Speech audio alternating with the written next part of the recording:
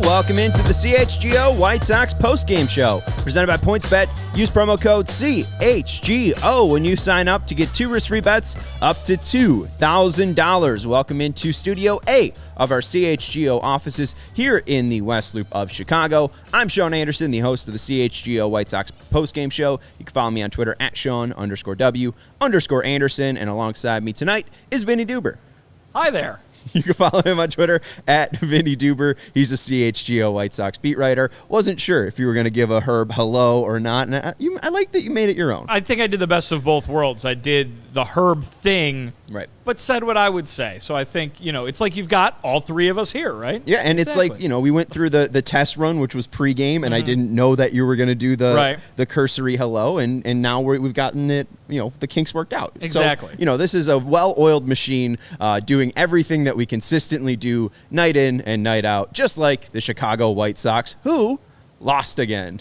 5-3 loss out in Baltimore to start a series, and they had more than 10 hits and lost this game. It feels like a constant cycle of singles after singles after singles, and then outs. The White Sox leave 13 guys on base tonight, or according to Steven's weird MLB stat, 28 guys on base. Yeah, Steven's over here trying to rewrite stats on us, and he's claiming that the White Sox left 30 guys on base tonight. I'm just saying, MLB.com said 28. And they're wrong. No, they were wrong. The game day, the MLB game day was right with 13, but guess what? 13's still a lot, not Way good. Too many. So, man, if you go in and look at some of the stats when it comes to batting average or even runs scored with guys on base, runners in scoring position, bases loaded even. For the most part, the Sox aren't that terribly bad. The one thing, the batting average with bases loaded is bottom of the barrel. It's 27th in the league. Everything else is middling or good. Yeah. And yet, this keeps happening. It continues to be mystifying because you look at those numbers and they don't tell you what the outcome really should be, and it's completely different from what reality has been. Right. I kind of have some stats that go along with it, and I was looking at this, and I'm like, all right, how do I make sense of these stats? First off, Jack wants to let you know that he's sad. Jack Kwiatkowski is just sad. I'm sorry, Jack. You go. Here's what you do. You watch our show. Hopefully there's going to be a few laughs in there. We'll pick you up a little bit. Then you go over to your turntable, you put a nice record on, you have a nice cocktail, you'll be happy in a minute. The downside, no Herbie Sunshine today. No Herbie Sunshine to pick up your mood. He did get checked out by a doctor, got some muscle relaxers, got some steroids, so he should be back in here tomorrow. He's going to be all meted up. He's going to be coming in here, It's the one thing that you need when watching the White Sox. Herb's going to be the size of that. Herb's going to be the size of that Orioles closer coming in tomorrow. They listed Felix Bautista. He's still listed right now on Baseball Reference as 6'5", 190. That man is not 190. He's a physical specimen, that fella, and you can tell because he's throwing 102 miles an hour out there. My God, and hitting Eloy Jimenez. We'll get to it in a second. Just to go into some of the left on base stats though, because we kind of got into it a little bit here. Steven, if we can go to the stats, I went to a site to try to find runners left on base stats, because they have them for pitchers, they have them for pitching staffs. Certain pitchers like Johnny Cueto has a really high left on base percentage just because he's able to get double plays runners when he needs stranded, to. if you will. Yeah, yes. exactly. Yeah. So I found the offensive version of this. This is most runners left on base per game. These are all the teams with 7 or more. The Padres at 7.2, the Mariners in second in the league at 7.1, the Mets at 7.07, the Dodgers at fourth at 7.07, the White Sox at 7.02, the Rockies at 7.02. You look at that, 4 teams, pretty good. The Padres been struggling recently, but you look at the Mariners, they're a solid playoff team. Mets are a solid playoff team. Dodgers are a solid playoff team. It's just kind of the Padres, White Sox, and Rockies that are outliers, but this is the weighted runs created plus of those teams with runners on Padres are 13th in the league, Mariners 3rd, Mets tied for 9th, Dodgers are 5th in the league, the White Sox tied with the Mets for 9th in the league, and then the Rockies there at 26. So it's not like the Sox are bad, like the Rockies are bad. That really tells me nothing, to be honest Right. with you, because, two of those teams are among the best teams in baseball, the Dodgers and the Mets. Those teams are division winners, potentially, depending on what goes on there in the NL East. But, and you saw those numbers. That right there said that the White Sox, with guys on base, are one of the top 10 offensive teams in baseball. Mm-hmm. Obviously, good teams are going to have a lot of guys left on base because it means they're putting a lot of guys on base. The White Sox, as we know, are not a good offensive team by the one metric that counts the most, which is scoring runs, middle of the pack in that department. So, again, you can't look at anything and you can't look at any of this and draw any conclusions because it's just so damn confusing. Well, I think the conclusion is just singles hurt the White Sox, and it's all about sequencing here. It's when those hits come and how they come. Right. And you look at the list, most at-bats with runners on this year. The Mets lead the league at 914. Colorado's in at second at 912. The Sox are in third at 1862. But you look at the Mets, they've scored 523 runs. The Rockies have scored 497 runs. The Sox have scored 466. So there is a huge drop-off there, and I think it's mainly just because of the lack of extra base hits. And we see tonight the White Sox have so many guys in scoring position, but it seems like when they have guys in scoring position, no outs, it's like, all right, here comes the infield pop-up, here comes the strikeout and the ground out in the infield, and the inning's over. It really is timing. You know what I mean? You said the sequencing of the hits. It's not like sequencing of pitches. You can't go up there and pick when you're going to hit an extra base hit or not. But, hey, the White Sox got 4 extra base hits tonight. One of them left the ballpark. Right. 2 of them would have left the ballpark in any other ballpark.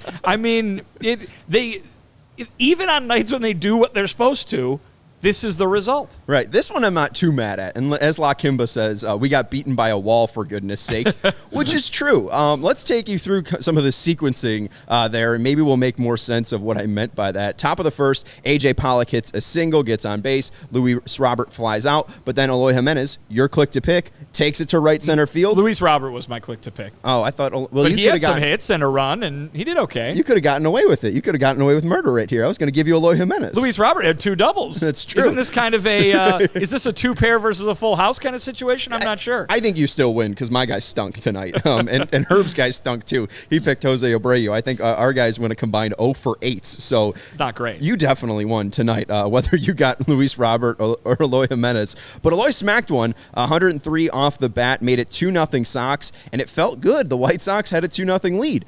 Then in the bottom of the first, an infield bunt by Cedric Mullins. Moncada made a nice effort to try to make the play close at first, but Cedric Mullins very, very fast. Adley Rutschman worked a very long first inning walk, got on first base, so first and second for the Orioles, then allowed flyout by Santander, and then a huge home run from Ryan Mountcastle on a hanging slider, and we'll take you through the at-bat. First off, a swinging strike on a slider, then a ball, then a ball, then a ball. Dylan does lead the MLB in walks this year, and then Dylan tried to get one over the plate, again went back to the slider and left it up and over the middle of the plate.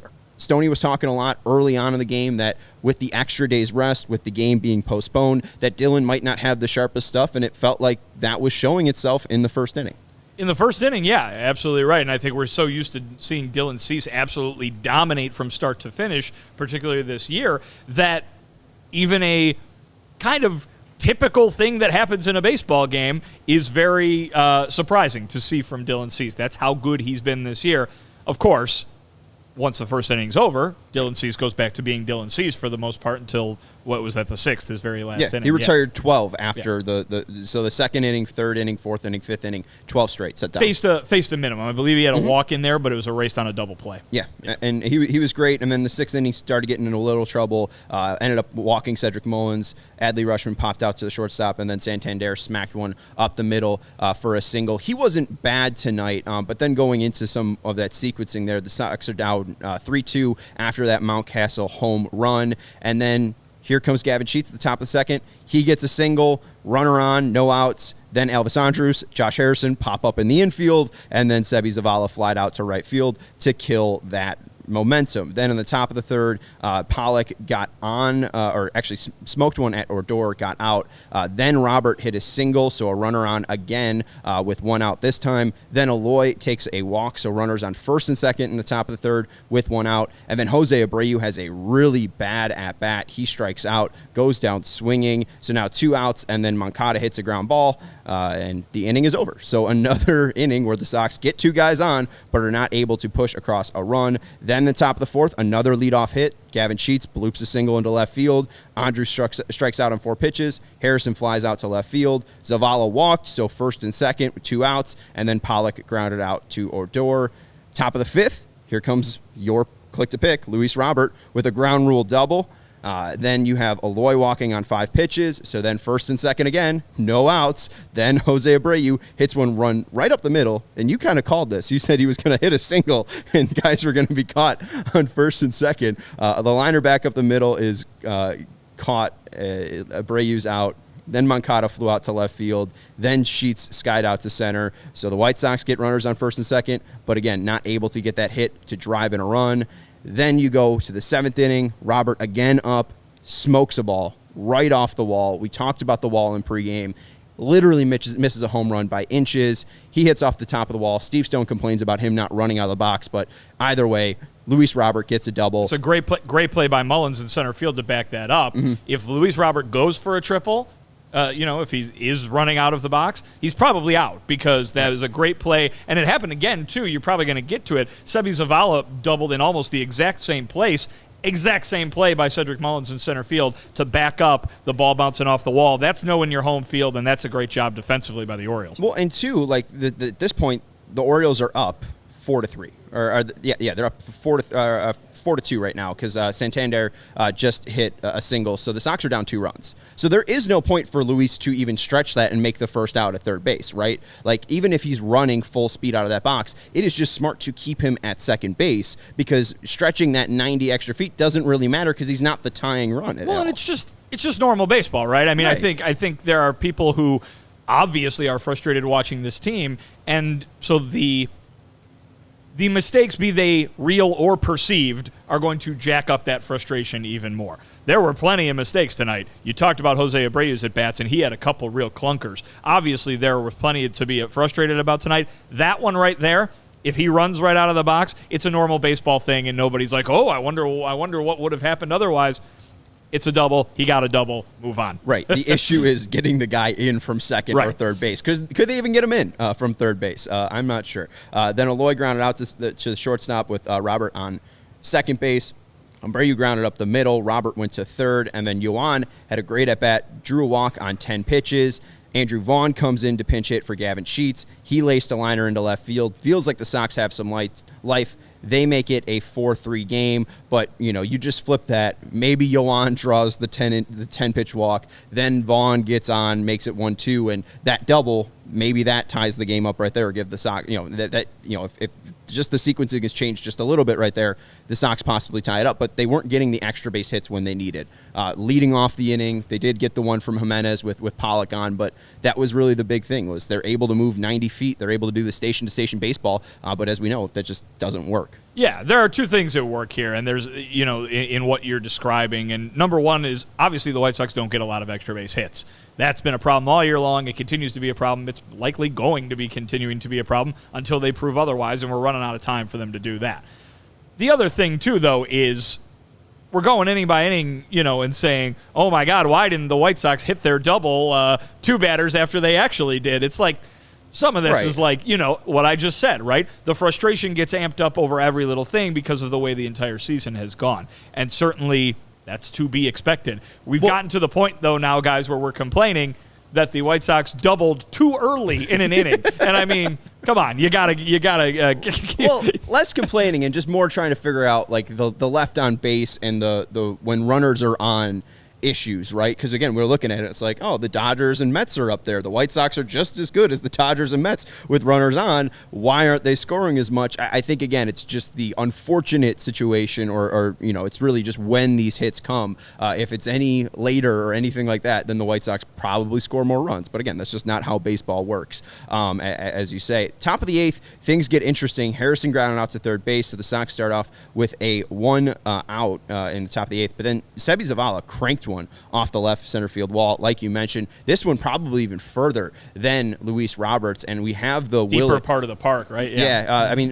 Luis's was more probably left field. There's two ads out on that wall. One's closer to the foul pole. The other one's just a little bit over, and then there's space between the Orioles and White Sox bullpen there.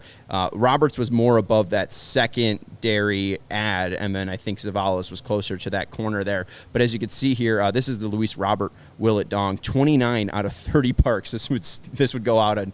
The only one it would stay in is Camden Yards. Pretty sure it's the same thing for Seby Zavala's one. Smoked it off the left center field wall, like you said. I mean, Seby ran out of the box on that one. Great play by Mullins to back it up, and Zavala ends up getting in to second base with a double. Then Pollock has a great job, hits one into the infield. Odor has to make a nice play, makes a quick transfer, but Pollock hustles down the line and beats out an infield single. Then Felix Bautista comes in, and this is where things get interesting and scary.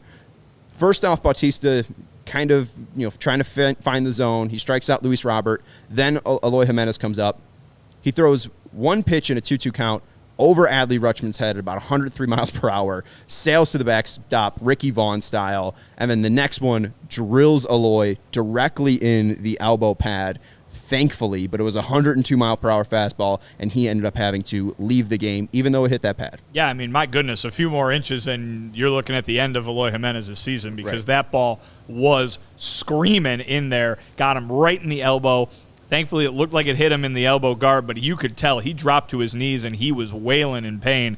I'm sure that hurt like hell, but the padding did its job, it looked like, and it's probably the difference between a really, really horrible bruise that could still mean he misses some time, because I'm sure it's not comfortable to swing a baseball bat with the way he got his elbow bruised up, but maybe not a broken elbow, and certainly we'll wait on word from the Sox to see what actually happened. But man, that was a scary thing. Made me leap up out of my seat because that ball was just thrown so hard. That guy might want to change his walk-in music from Farmer in the Dell to a Wild Thing. I had to explain to Vinnie what Omar's whistle was, because he wasn't a Wire guy. I'm also not a Wire guy, so I knew the reference because I saw it on Twitter. It's the Farmer in the Dell. Yeah, I didn't realize. He loves those little kids' nursery rhyme songs. Well, and it sounds creepy because I thought it was maybe from like a horror movie or something. Yeah, no, just the Wire. Anyways, Felix Bautista throwing like a madman out here in the eighth inning. And then in a 3-2 count, Jose Abreu strikes out on a fastball, basically right above the strike zone. It was a very well-placed fastball, and that was a big thing for Jose. We were monitoring this all throughout the year. He was really good and honestly, like, incredible on 3-2 counts, not striking out, drawing walks. I think at one point it was like 30 walks to 2 strikeouts. Now it's 34 walks to 9 strikeouts in full count situations. But like you mentioned it, Jose had a couple clunkers of an at-bat tonight. This one kind of less so. It was a good at-bat. It just ended. Yeah. It ended poorly. A very good pitcher that he's going up against. Some stuff with that splitter and that fastball at that level. But fans frustrated. 0 for 5 night for Jose Abreu. Runners in scoring position, not going well. And you look for Pito to step up in big situations like that. And August Abreu, only 9 RBIs this year, and we're 23 days into the month. What have you made of Jose recently? Because the hits have been there, leads the American League in hits, but it just feels like that run production hasn't been there for Jose this year. Yeah, I mean, it's the same story with everybody on the team, isn't it? Sure. I mean, you're looking for the power, you're looking for the runs, and they are nowhere to be found. That being said, Jose Abreu has managed to hit the ball and get on base at an MVP level. He just hasn't hit it for really more than one base at a time. And certainly folks are going to, make the same complaint about everybody on the team, and they'd be pretty valid. It's the thing that we've been talking about with this White Sox team all year. And Jose Abreu, maybe not the face of the team, but the guy who's won an MVP, perhaps the most important hitter on this team, is right there as the poster child for what's been going simultaneously right and wrong. You've got to give him a ton of credit for what he's been able to do. If you were to look at him in isolated from the rest of the team and everything that he's done to his career up till now, you'd say, oh, he's managed to transform himself in a year where the power is not there for him. He's still managing to do so much with getting on base via the walk or via the single and still being an extraordinarily productive player in that regard.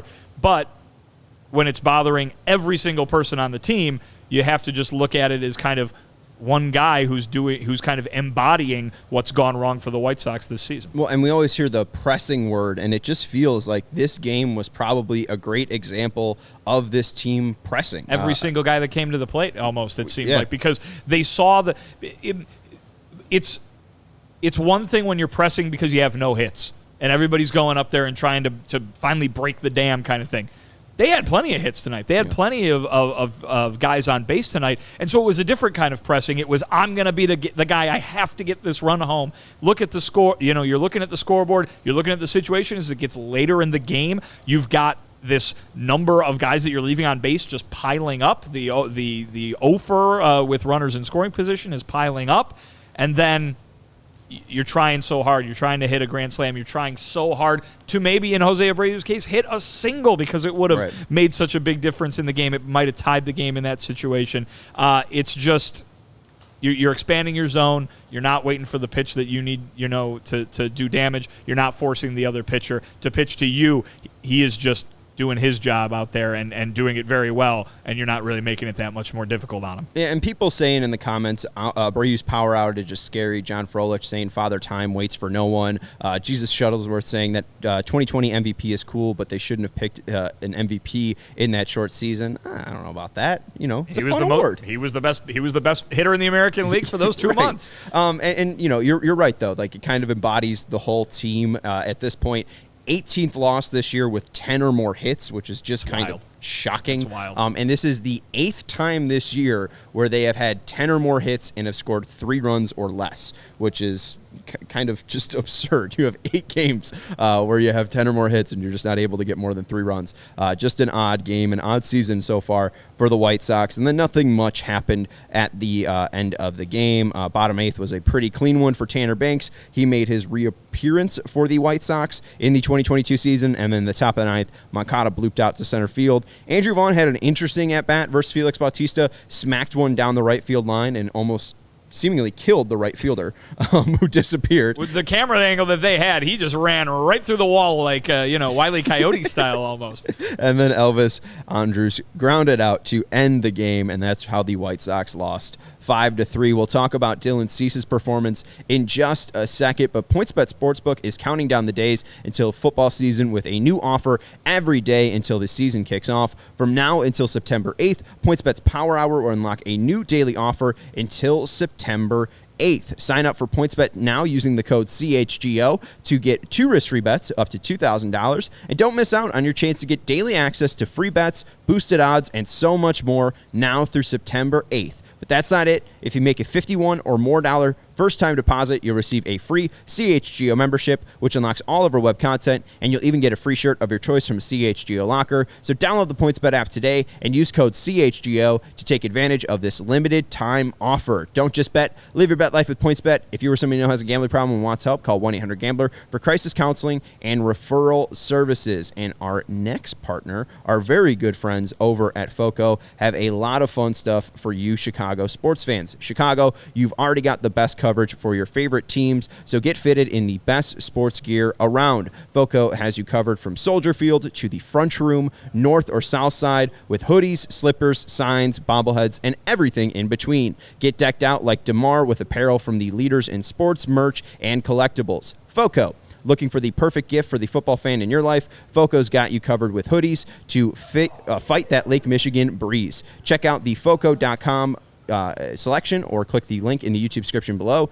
For all non-presale items, use the promo code CHGO for 10% off. Again, check out FOCO.com. They have a lot of cool White Sox bobbleheads for you White Sox fans out there, or you can click the link in the YouTube description below. And for all non-presale items, use promo code CHGO for 10% off at FOCO.com. Let's Sean, talk. Yes, Vinny. Now, the folks watching right now and listening whenever they're listening are not going to understand this, but hold on to your hat. I made an amazing prediction that just came true. What? Reese Maguire is pitching for the Red Sox. Are you serious? Yep. Oh, my God. So I look over to Vinnie and Steven after George Springer hits this triple to make it 8-1. And if you don't remember, the last time the Blue Jays and Red Sox played each other at Fenway, it was like 27-4 or something like that. And Vinnie just says, "Is Reese Maguire pitching yet?" And I'm like, "Oh, he's not in the game." It was 8-1 in, the third inning or something like that? And I go, Reese Maguire's going to be pitching in this game. And you're like, no, he didn't start. And I'm like, all right, that's it. He's primed to pitch. Oh, my Reese God. Maguire is pitching right now for the Boston Red Sox. That might be the most amazing come-true prediction I've ever made. We joked and said, "All right, Reese, go out to the bullpen. Get your arm ready." And in 6 pitches, he goes an inning, allowing no hits, no walks, and no Ks. I just would love to know what odds you would have gotten on the PointsBet Sportsbook app. I would have had to call them up and have Seriously. them make it special, right? They have the request a bet option, but they would have just looked at you like, "No, We're not doing that. no, what's wrong with you?" Alex says, "You know the MLB script. Have you been able to find that in the press box? Do they keep it there? The script yeah. for the games? Yeah.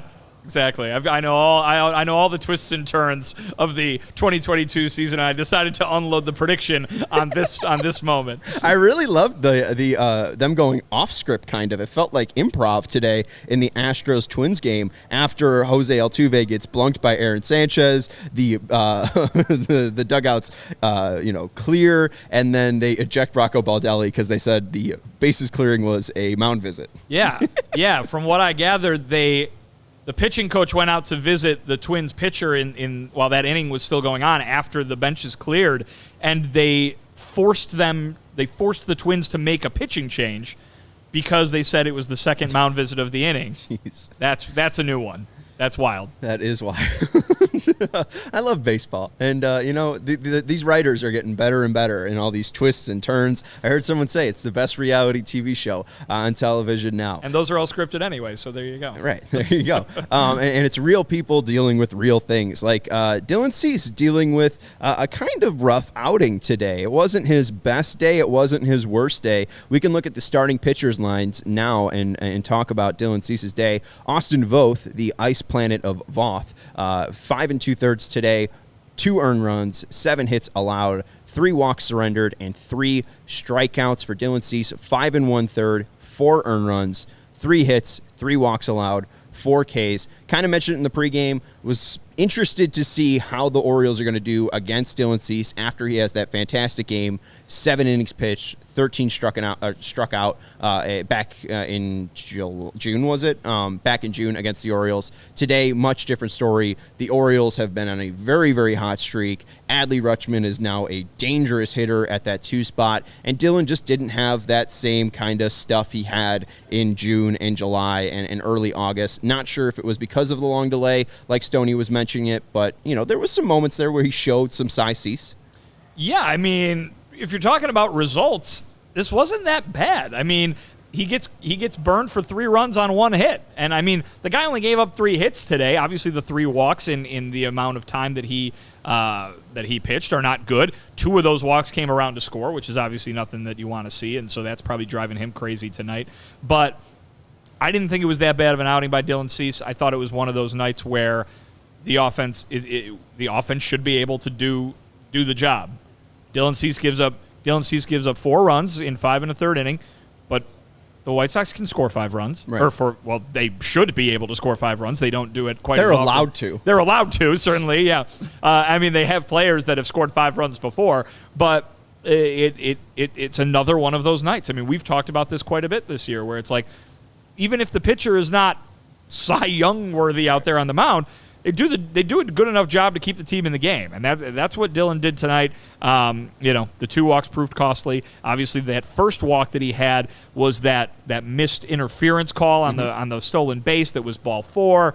That was kind of a weird at bat. Obviously, it was ball 4, and I think the guy did check his swing. That's Rutschman you were alluding to there. So, not a bad night for Dylan Cease, but bad enough with what this offense has been able to do. Yeah, and you look back at the Astros game, and it was clearly a lack of four-seam control that really did him in, and it was sort of the same story tonight. You look at what he did with his slider. 41 sliders thrown tonight, 19 swings. He got 10 whiffs on it. That's a very good night. When they are swinging and missing at over half of the pitches that you're throwing, that's a good pitch. All right, guys, we can just say that. So Dylan had another good night with the slider. Called strikes on that 4, so called strikes plus whiff on the slider, 14. It's a percentage of 34%. That's a good night. But the four-seam fastball needs to find its home like it was in that crazy stretch Dylan had.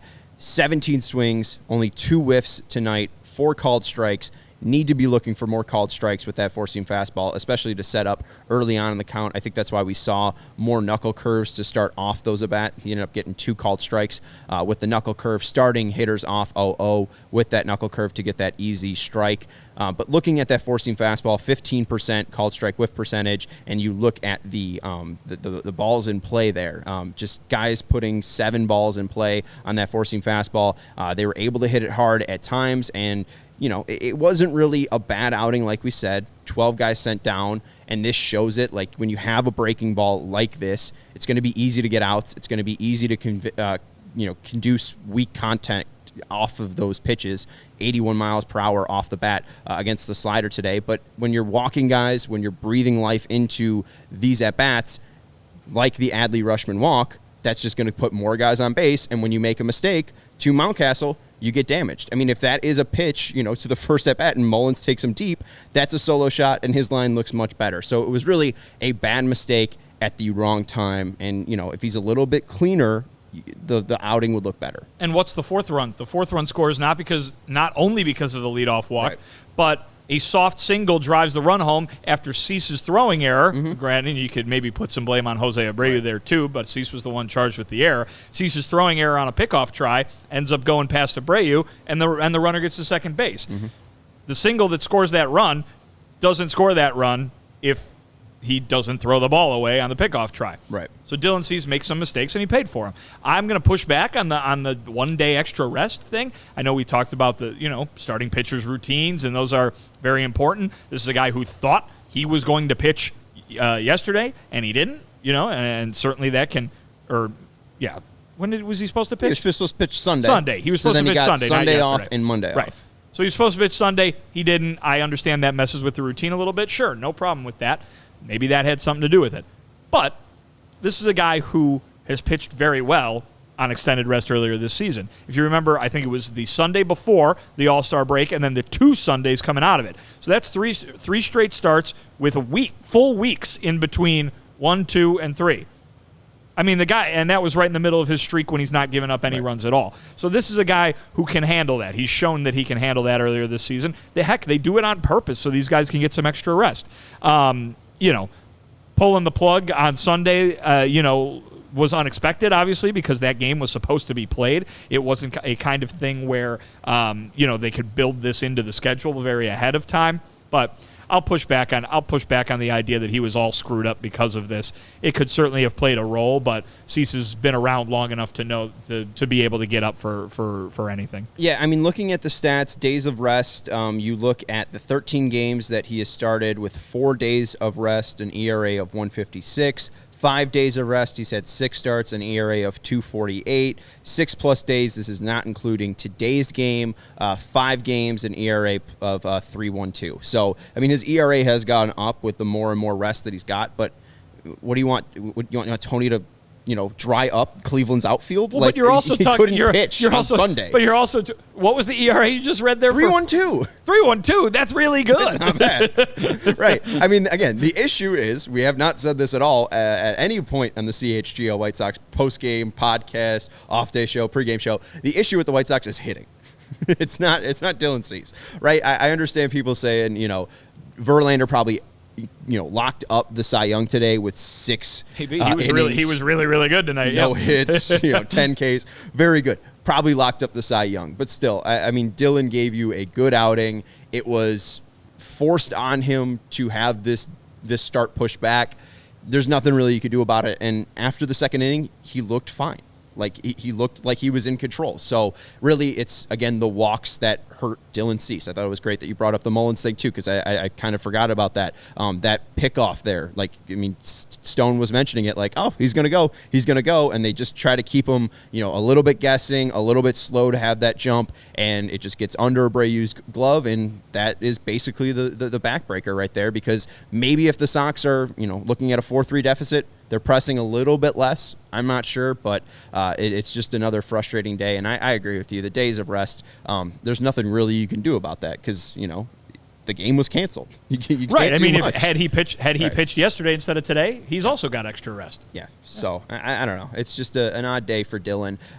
So yeah, I think if there's any two things or things to look out after the Astros game and the Orioles game is mainly control for Dylan, especially with that four-seam fastball. If he's able to find that, I think he will have more of that great success that he was having in that 14-game stretch. All right, let's tell you about Owen, our good friends over at Owen. When you're out on the mound throwing 90 pitches in the hot Baltimore sun, the way to replenish your body after putting yourself through a workout like that is getting the stuff that you only need. I was trying to be real cute with that. I have to tell you about Owen, which stands for only what you need. Owen is a 100% plant-based protein shake that gives you nutrition that works as hard as you do. All of their products are free of artificial ingredients, allergen-friendly, there's no gluten or dairy, and they're easily digestible, unlike White Sox games. And I first heard about Owen from Chicago Bears quarterback Justin Fields, who follows a plant-based diet. I know our guy Nicholas Moriano of the CHGO Bears podcast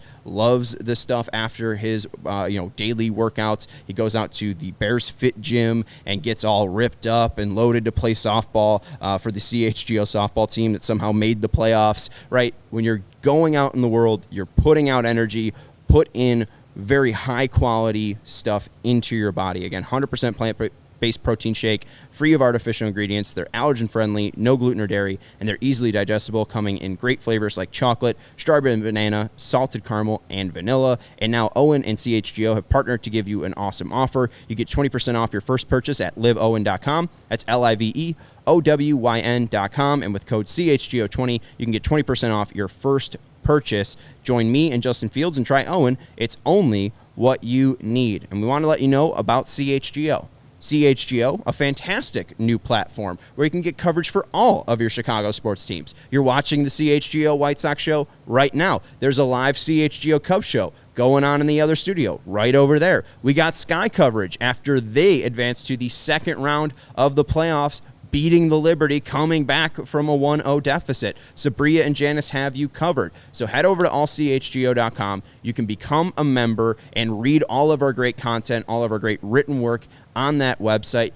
And the CHGO Locker currently has a sale going on. It's a summer sale, 25% off all of our shirts. We have fantastic designs for all of your favorite teams. We got new ones coming as well. So definitely head over and check out the CHGO Locker and our website at allchgo.com. If you enjoy the podcast, you enjoy all of the free written stuff that you get, make sure to support what we're doing here by going to All CHGO and becoming a member, or heading over to the CHGO Locker, chgolocker.com, and buying a shirt. Instead of being $30, they're $21.99. So take advantage of this fantastic deal now.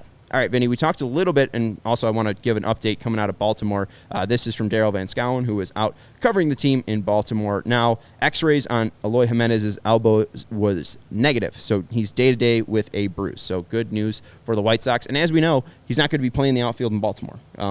Tony said with the expansive outfield, you're probably not going to see him, so, maybe he's able to DH with a bad elbow. I'm not sure. Yeah, I mean, I would think that swinging hurts the elbow, too. Certainly, it was his left elbow, right? Yes. So, I mean, it's not like that was his throwing arm. But, I would imagine that would probably be pretty nasty. We saw Andrew Vaughn battle a bruise on his hand that hurt him while swinging, forced him to the IL eventually, I think, earlier this season. So, those bruises, I think everybody breathes a sigh of relief because they're not worse, but it doesn't mean that can't keep you out of a few games. Well, and two, that's going to be he's a righty, so I'm trying to mirror this. He would be, that's his bottom hand. Extension arm. So that's probably going to be real painful when he fully extends his arm to swing after good old Felix Bautista hit him with a 102-mile-per-hour fastball. Isn't it nice to be a baseball player? Oh, honey, what happened to you today? Oh, I got drilled with a 102-mile-per-hour fastball on the arm. Isn't that great? I do want to talk a little bit about your writings on allchgo.com. We talked about this a little bit, but Project Birmingham, they just had their first game, and they won 11-7. Sean Burke had a great outing pitching for the White Sox, former third-round pick for the Sox. He went 5 innings, allowing 2 hits and 9 strikeouts. But Yoki Cespedes had a good day. He had a double. Luis Mieses had a home run. Brian Ramos had a home run in the 8th inning. Yoki Cespedes also had a home run in the 8th inning. Oscar Colas had an RBI. Cespedes had 3. Wes Kath had 1. Mieses had 2. Brian Ramos had 4. So a big day for Project Birmingham. It's a very interesting project that they have going on, and it seems like it's bearing some fruit because all of these top prospects got hits tonight. Listen, that's all well and good, but certainly what we heard from Chris Getz was that the results don't really matter, or the stats don't really matter that these guys put up in games. What matters right now is that they're going to be able to work with the coaching staff, I should say the staff from the entire organization, one-on-one, and get some really close-up instruction from these guys. Remember, this is player development. It's about development. They know that some of these guys, maybe in a normal situation, wouldn't be ready to go face Double-A pitching. But here they are getting that chance, being able to apply exactly what they get from these guys during the practice and with all their teammates in these games, get them to get into competitive games. So I think the White Sox don't see anything but upside for what this can provide for these players. And even if this is not the kind of thing that happens on a nightly basis down there, I think that over the long term, the idea is that things will be all these guys will be better off for getting this experience. Right, and I think it's interesting, too, having these guys gel. We see how important it is to win baseball games, and if they're winning, they're getting great instruction, they're coming together. I mean, that could prove to show bonds that have created, and then hopefully they could take that to the major league team and help the major league club. I mean, that's what Chris Getz is saying. This is about helping the major league club. So if they're able to find some chemistry down there and they're able to create that in just a little month progress, I mean, maybe that's just something to take away from it. But interesting project that they have going on. Oscar Colas led off for them. He went 2 for 4 tonight. He is the second ranked prospect by MLB.com in the White Sox system. Brian Ramos, who is the 5th ranked prospect in the Sox organization right now, he went 3 for 5 with 4 RBIs. Colson Montgomery had a hit in his Double-A debut today. Yoki Cespedes, and he's the number 1 ranked prospect in the White Sox farm system. Yoki Cespedes is ranked 13 in the White Sox farm system, and today he went 4 for 5. Luis Mieses is the lowest ranked prospect in the lineup. He's the 23rd ranked prospect, 22-year-old outfielder, but he went 2 for 5 today. Veras, I think, is the one that isn't in the top. No, Wilfred Veras is 26th, so he's actually the lowest, but he's 19 years old. He had a nice day going 2 for 5. And then Wes Kath, former 2nd-round pick for the Sox, he batted 7th. He also went 2 for 5. He's 16th in the organization. So some interesting happenings down in the minor leagues today, and stuff that we will be following throughout the season. And we do have to give you an update as well from Project Birmingham. Sad stuff. We'll give you all the good stuff. 11-7 win. A lot of the top guys getting hits. But this from James Fox. He tweeted out, Project Birmingham has begun tonight, but Jose Rodriguez's season is over.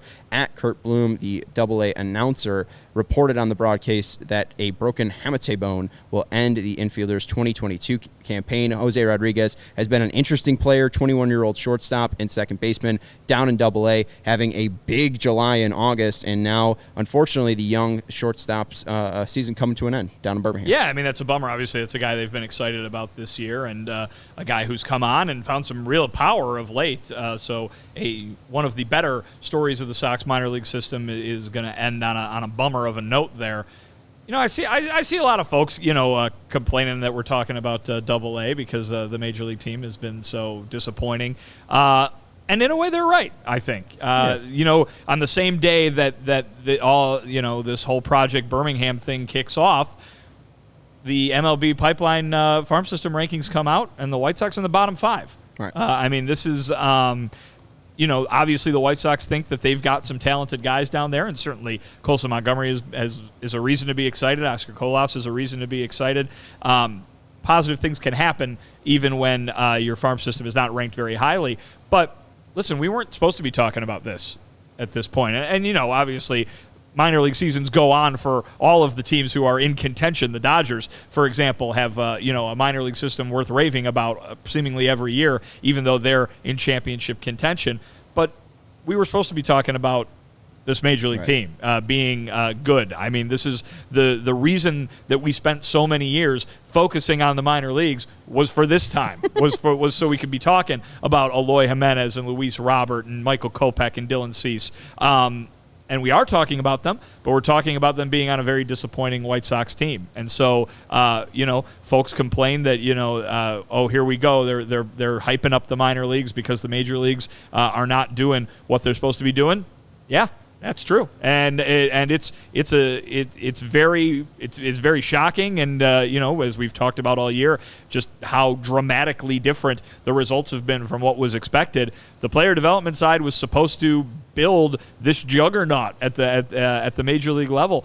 Rick Hahn and the front office invested in all of these guys before they really got their major league careers going.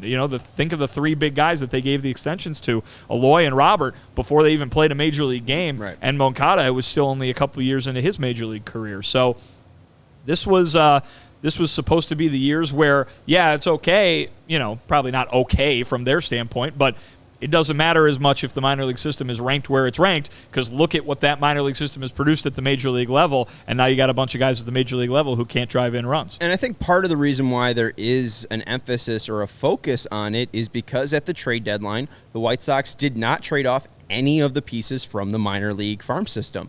And it's very interesting to see some of the quotes about Project Birmingham from Chris Getz trying to say, or in a way, being like, well, no, we believe in our guys more than the MLB, and we, the White Sox, want to show the MLB what we can do and what we have. So it feels like the White Sox are kind of making this more of a story as well, hyping up what they can do or what they believe in their player development system. That's fine. Believe in your players, believe in those prospects, but you need to see results, because you're right. This was supposed to be the 2022 season about the American League, repeating American League champions, hopefully the Central champions. Hopefully the White Sox would be able to win their second straight division, go to the third straight postseason appearance, and now it looks like that's up in the air, and now you're questioning, well, what didn't the White Sox trade to try to improve this team at the deadline? And we're seeing some interesting results. I know that results don't mean much in the long term, but Montgomery has gotten off to a red-hot start. People want Colas up here right now, and that's typical for fans, but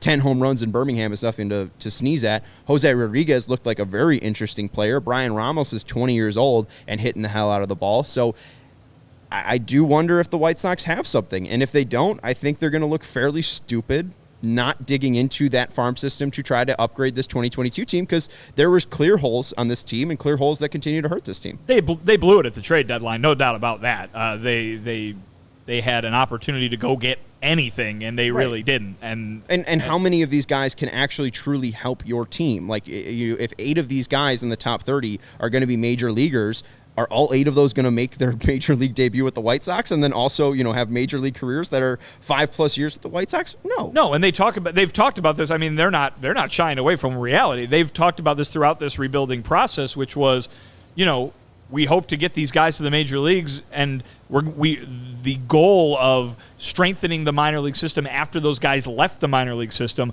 they said, was about being able to add to the major league team, but being able to add to the major league team through trades. I mean, that's the reality of baseball right there.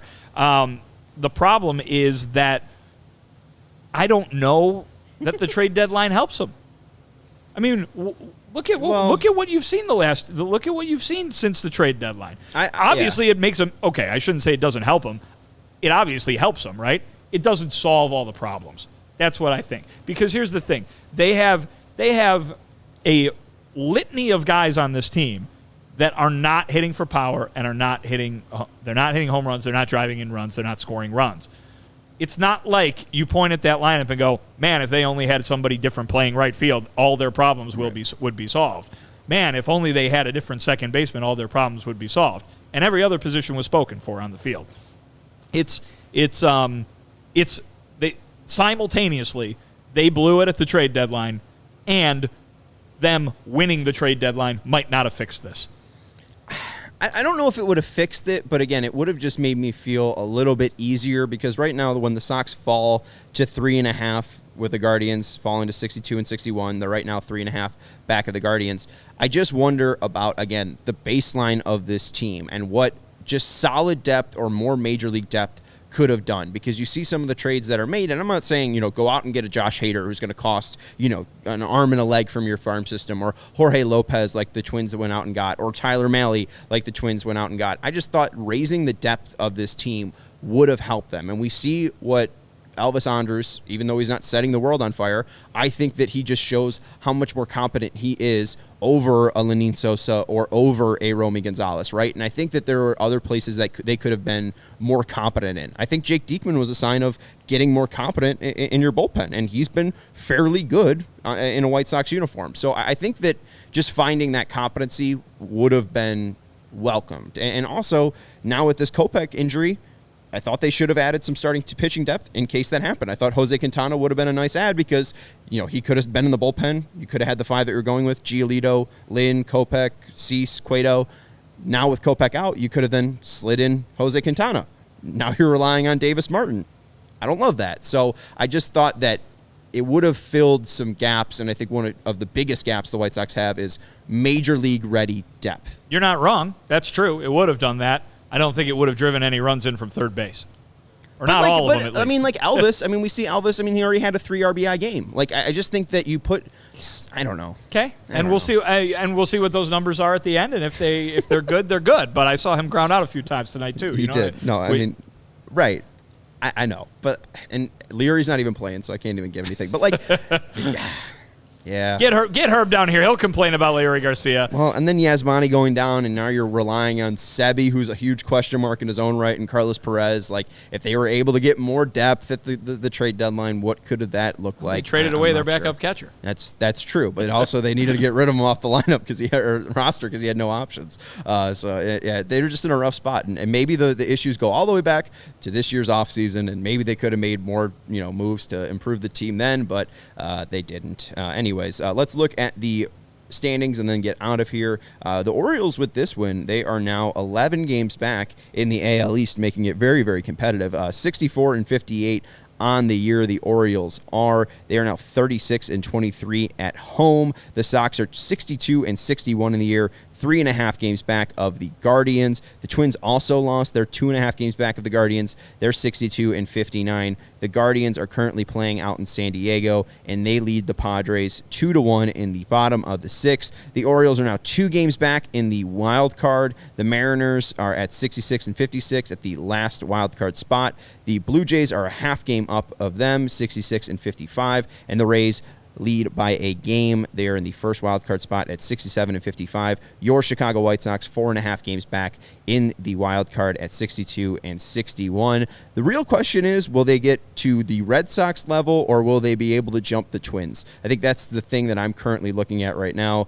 Twins 62 and 59. They're on a 4-game losing streak. Sox 62 and 61. The Red Sox are 60 and 63. I think if you get closer and closer to the Red Sox, my panic meter gets up and up. If you jump the Twins, my panic meter is going to go down and down. If the White Sox are at least able to be the second place or the second team out of the wild card, just behind Baltimore by the end of this series with the Diamondbacks, I think my panic level will probably be low because it's still the White Sox then versus the Guardians at that point in the AL Central, and then maybe the Orioles, the wheels fall off, the pitching isn't as good as it has been, the lineup's not as good as it has been, and the White Sox are able to sneak into the playoffs. But really, it just seems like the Sox can only sneak in at this point. I don't really think that they're going to snap out of this and jump up to the front of the line. Yeah, I think, let's put it this way, they could jump to the front of the line in the AL Central without snapping out of it. I don't know if they can. The Guardians are just so well run. They hustle. They do everything right. And they're only a handful of games ahead of the 2 teams behind them. But they haven't stumbled. I feel like the White Sox have had stumbles. Like, Cleveland has stayed here the entire year. The Sox have gone basically like this. And honestly, it's like they're fighting against that 500 Cleveland line. Okay, but doesn't that show you how good Cleveland can be, though? Doesn't that show you that Cleveland's ceiling's really low? their ceiling's really low, but I think their floor is very, very high. I think the White Sox. I'm questioning where the Sox ceiling is. Oh, well, I guess it's division winner, but we haven't seen that since. When was the last time they led the division? Like April? Oh yeah, a long time ago. But right. yeah, it's the point. The point that I'm making is that we are in late August, and still nobody has separated themselves. Still nobody has snapped out of it, if you will. True. And I think the Guardians' expectation level much lower than the White Sox and the Twins in the preseason. You can look at the Twins and White Sox as being disappointing. I don't think you can look at the Guardians as being disappointing, and yet they've only managed to get so far. So if the Guardians, fall back to earth, so to speak, if they're playing above where they're supposed to be, or if they're playing the way they play when things go right, if things stop going right for them, the disappointing White Sox and the disappointing Twins can keep being disappointing and still have a better record. Absolutely. And I mean, you look at the Fangraphs playoff odds, and on August 16th, the Sox had the highest playoff odds at 53.9, and now it's down to 31.4. Cleveland's up to 60.6. So, and I still feel like it could zigzag. I mean, you could just see. I mean, right. It's just them trading back and forth. In August, I mean, no one wants this division. That's basically what that looks like. So I don't know. But Cleveland, I mean, right now they got the lead out in San Diego. So we'll see if they're able to pull off that victory and gain a half a game on the Sox. They would pull to 4 ahead in the division. So the Sox definitely need to start winning at some point. We'll see if they can make that tomorrow. They will take on the Orioles again at 6:05 out in Camden Yards. And hopefully they're not beat by the wall again. We didn't talk about the numbers here, but they moved back the wall, and now it's just not a hitter's park anymore. And you could see that with the 2 balls from Robert and Zavala. The Sox should have had 2 homers tonight, but that damn wall out in left field, scuffed that out. So tomorrow, 6:05, Sox at Baltimore. Giolito on the bump versus Spencer Watkins. Anything you're looking forward to in Giolito's start? Anything that we should be watching for? Right now coming in with a 5.34 ERA. The last start against Houston was real bad, led to a historic day for the Astros. What are you thinking about Lucas's start here? Obviously, he needs to snap out of it. One small step for man, one giant leap for the Houston Astros. What are you looking for? You're looking for him to be the Lucas Giolito who, you'd think you'd get. The White Sox have only won as many games as they have thanks to their starting pitching this year, or their pitching in general. And, you expect good days now from Cease. You expect good days now from Cueto. You expect good days most of the time from Kopech. It's the 2 guys who we thought were going to be at the top of their rotation, who they've been waiting on all year. Lynn obviously has had the health problems, but Giolito has just not been himself. They talk about getting hot at the right time. They talk about, getting hot in September and taking that in to try and, in this case, make the postseason and then win a few games there. You're going to need your starting pitchers firing on all cylinders to do that.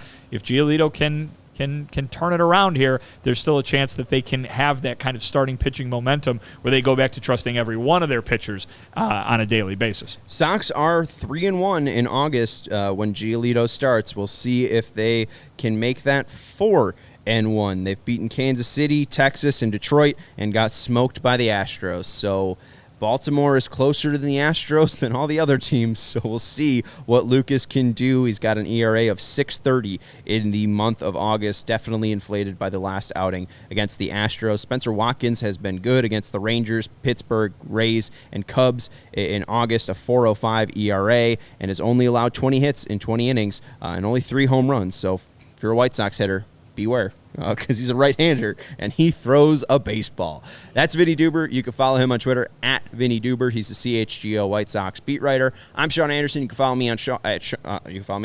Sean_W_Anderson. I'm the host of the CHGO White Sox podcast. Herb Lawrence usually joins us, but he was dealing with a nerve issue. Hopefully he joins us tomorrow. He was feeling ungood, as Jack Vedker says in the chat here. Feeling ungood today, but hopefully he's feeling better tomorrow and can join us here. Feel better soon, Herb. Thank you to Stephen Nicholas for your production, and we will talk to you tomorrow at 5:30 for Giolito versus Spencer Watkins, the Sox versus the Orioles. Thank you to everybody for joining us on the live show, and thank you to Fleetwood Mac for your 1979 album, Tusk. Goodbye. We'll talk to you tomorrow. Go Sox.